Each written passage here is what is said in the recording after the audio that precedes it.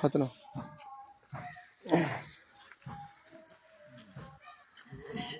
আসসালামু আলাইকুম ওয়া রাহমাতুল্লাহি ওয়া বারাকাতুহু। আউযু বিল্লাহি মিনাশ শাইতানির রাজিম। বিসমিল্লাহির রহমানির রহিম। গত দু একদিন একটা ভিডিও হয়তো আপনারা দেখেছেন। তো সেই ছাত্রের সঙ্গে আজকে তৃতীয় দিনের রুকিয়া সেশন শেষ করা হলো।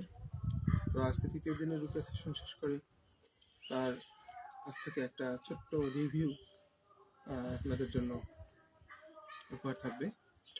তো তুমি তোমার নাম, পরিচয়, ঠিকানা এবং তোমার কি সমস্যা ছিল, কতদিন থেকে কি হতো, তুমি একটু এখানে চিকিৎসা নেওয়ার পর আপডেটগুলো এগুলো একটু বলো। আসসালামু আলাইকুম।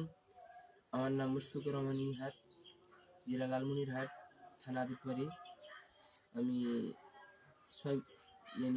আগে 1 বছর ধরে এই অনেক সমস্যায় ভুগতেছি, অনেক সমস্যা হয়েছে।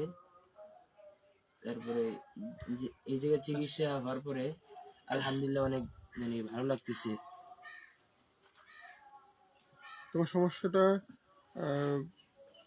নিয়ে তোমার কি কি কষ্ট হতো সেগুলো একটু বলো। আমার সমস্যা নিয়ে অনেক কষ্ট হইতো, জানি জানি ঠিক মতো সবকিছু করতে পারতাম, জানি সবকিছুতে সমস্যা হইতো। খাবার খেতেও সমস্যা হতো? সব খাবার খাইতে, চলাফেরা করতে, পড়াশোনাও করতে পারি না, সব অনেক সমস্যা হয়েছে। এখন আলহামদুলিল্লাহ সবকিছু ভালো লাগতেছে। অনেক সমস্যা হয়ে গেছিল, এখন সব মনে হয় ক্লিয়ার হয়েছে আলহামদুলিল্লাহ। আবার যে 1 বছর ধরে নাকি গোস্ত দিয়ে ভাত খেতে পারো না? 1 বছর ধরে আমি গরুর গোস্ত খাইতেই পারিনি। আলহামদুলিল্লাহ চিকিৎসার পরে 2 দিন চিকিৎসা নেওয়ার পরে কালকে আলহামদুলিল্লাহ খাইছি, কোনো সমস্যা হয় নাই।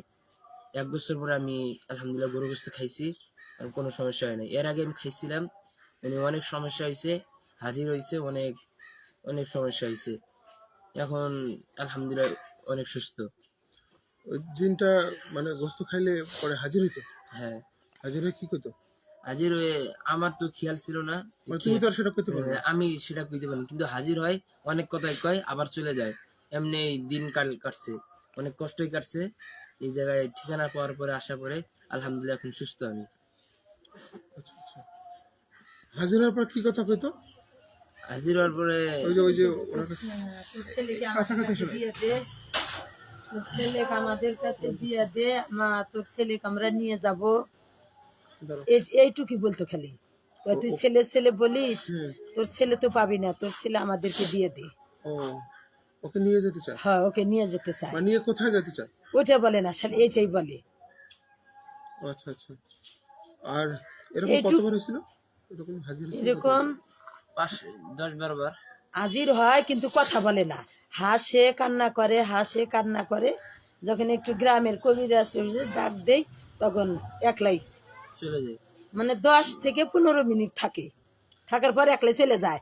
সেদিন আবার আমি জোর করে বলছি যে কিসের জিন ধরছে, কিসের ভূত ধরছে তোর সাথে, তুই গরুর মাংস খাস না, কেমন করিস, আজকে তোকে জোর করে খাওয়াবো, দেখি এটা জিন না তুই শয়তানি করিস লেখাপড়া নিয়ে।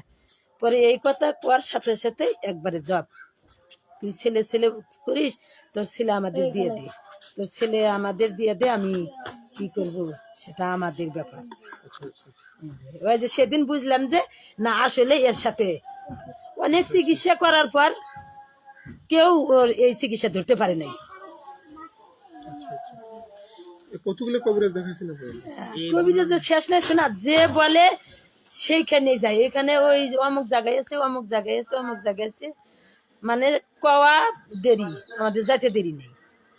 হিন্দু কবিরাজের কাছেও গেছিল?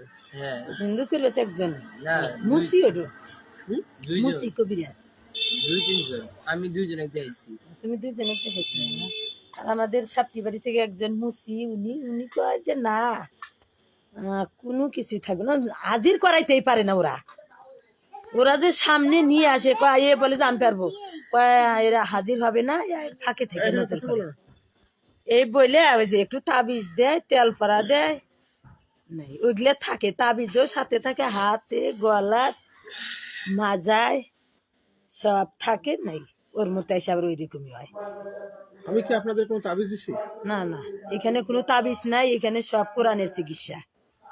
আল্লাহ রহমত করুক, সবাই দোয়া করেন, যার যার চিকিৎসা নাকি সবাই জানি আমার মতো ভুক্তভোগী হওয়া জানি এইখানে আসি।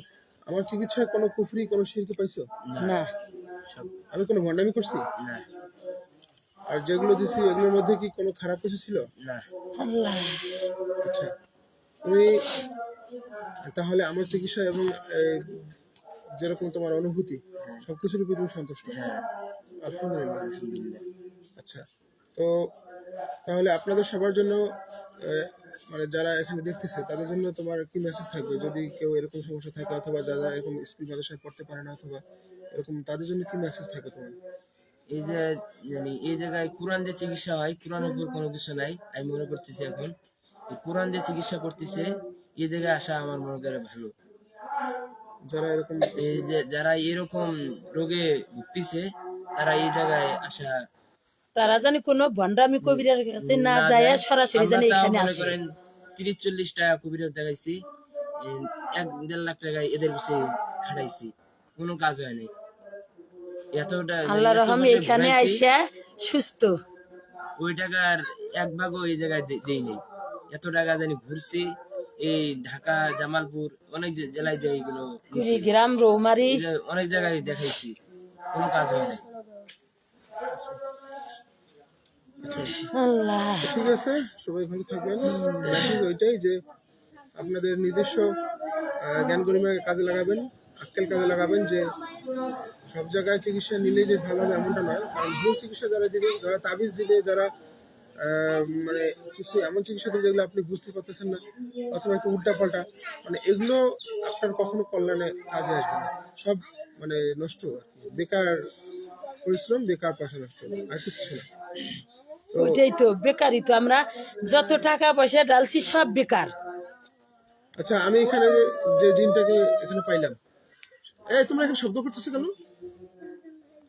আমি এখানে যে জিনটাকে পাইলাম, আমি জিনটাকে কি শাস্তি দিছি নাকি তার সঙ্গে আমি আপোষ করছি যে তুমি কি হইলে যাবা, এরকম কিছু বলছি? ওগুলা কিছু না, ও নিজেই পালাইছে। না, ও যে 2 দিন যে মিথ্যে কথা বললো, আজকে তো আপনি কথা বলার ওই চান্সই দিল না, আর বলতেছে যে আমি আর আসবো না, অনেক কিছু বলার পর ওই একাই নিজে। কিন্তু আমি শয়তানকে যে বিশ্বাস করি না। আমি যে বলি, এই যে প্রথম দিন যখন আসছিলেন, যখন প্রথম দিন আসে আলোচনা করে গেলেন, যখন এদিক দিয়ে গেট দিয়ে বেরোলেন, আমি কিন্তু যাওয়ার সময় আপনাদের বলে দিলাম যখন আপনারা যাওয়ার সঙ্গে সঙ্গে কিন্তু শয়তানি আপনাদেরকে এখানে না আসতে দেওয়ার জন্য যত ধরনের অসহসা লাগে সে দিবে। ও নিজেই তো বললো, আবার আসে সেদিন নিজেই বলছে যে আমি ওদের আসার জন্য বাধা দিচ্ছি, আমি ওদের আসতে দিইনি, আমি নিজেই আসতে দিইনি। আমি আমি শয়তানের সঙ্গে, প্রচুর শয়তানের সঙ্গে ফাইট করছি। তো এই জন্য আমি জানি যে ওরা অসহসা দেয়, ওরা কখনো আমাদের রুগীকে আমার চেম্বার পর্যন্ত এসে ভালোভাবে চিকিৎসা নেবে এটা চায় না। কারণ এটা হলে তো ওর ক্ষতি, ও তো জায়গাটা নষ্ট করবে অথবা ও আর ওখানে থাকতে পারতেছে না, ও তো কখনো ওখান থেকে বের হতে চাইবে না। অতএব সে কি আপনাকে আসতে দিবে? না, সে তো যত ব্যবস্থা করা দরকার সে করবে। ওইটাই হয়েছে। দেখেন, আপনিও কিন্তু আমাকে কথা দিয়েছিলেন তার পরের দিন আসবে, কিন্তু কথা কিন্তু রাখতে হ্যাঁ, পারেন না। আর কথা রাখতে পারলাম না। ওই যে বলে নানান কথার ওই ওসলা দিয়ে আমরা যে আসতে পারি নাই।